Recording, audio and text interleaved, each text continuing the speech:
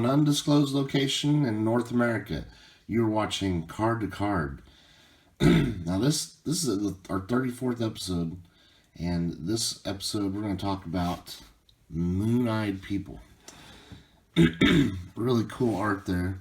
This is from the Cryptid Nation second edition Metazoo set. Really love the artwork in these sets. This is the Moon-Eyed People card, artwork by Sagert. Just really cool. Almost like a watercolor painting. Really nice. So, what in the world are moon-eyed people? I've never heard of moon-eyed people. And they kind of, in the card, intimate this is possibly an alien, because they call them beastie aliens. So I did some research and found that the moon-eyed people were an actual legendary group of short, and they had beards, and you can see that in the picture if you look real close. Both the male and female there have beards. They were short, and they were bearded, white-skinned persons that lived in the southern Appalachian Mountains until they were wiped out or eliminated by the Cherokee Native Americans.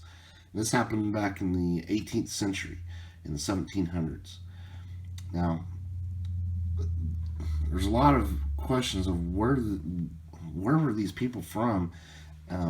They may have been an indigenous people, or possibly they were early explorers from Europe, the descendants from those early European descendants. And there's actually some prehistoric structures that are built in these areas that some believe they were constructed by these moon-eyed people. It has also been theorized that the moon-eyed people may have been albino, and since they were probably just like a small pocket of people, there would have been like a limited genetic pool.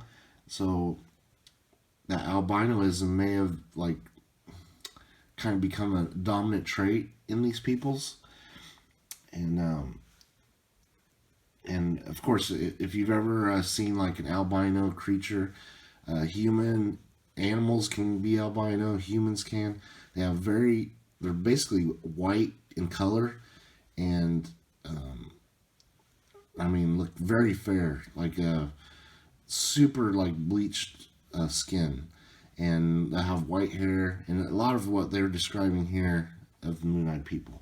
So there's a good chance that there could have been albinoism in that tribe of people.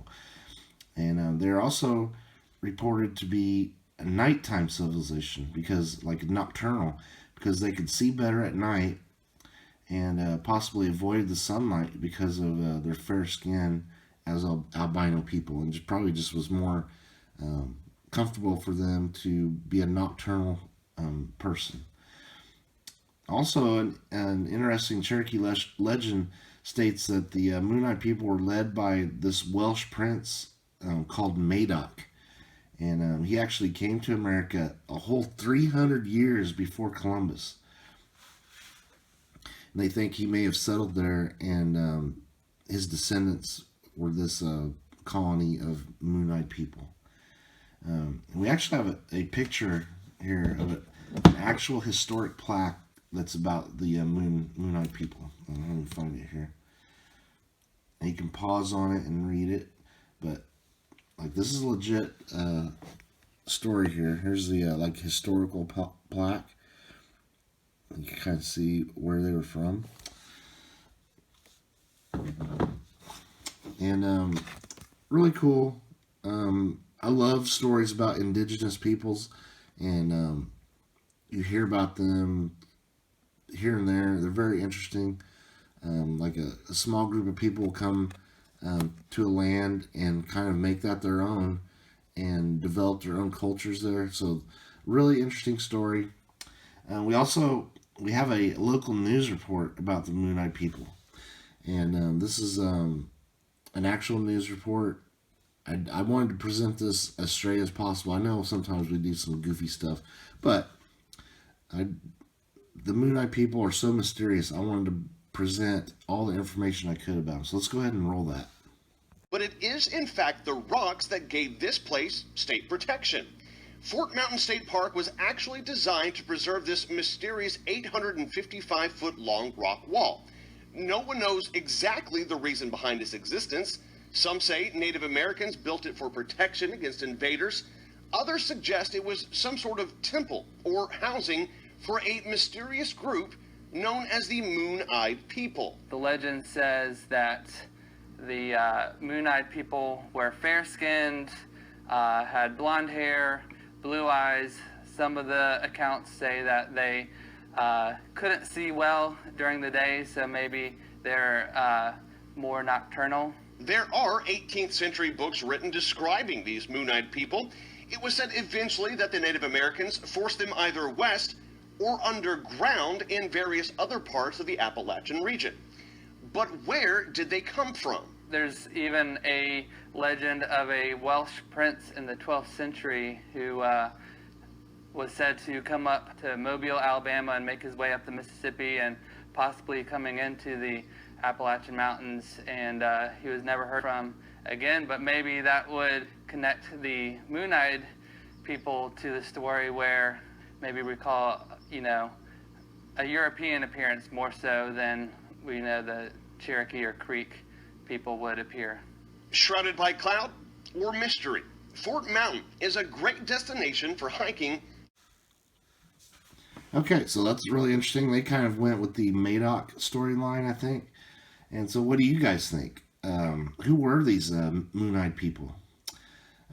Me personally, I think they were descendants of Madoc, and due to this, like, a small pocket of people, this limited genetic pool, I think the albinoism became like a dominant trait of these people, and also,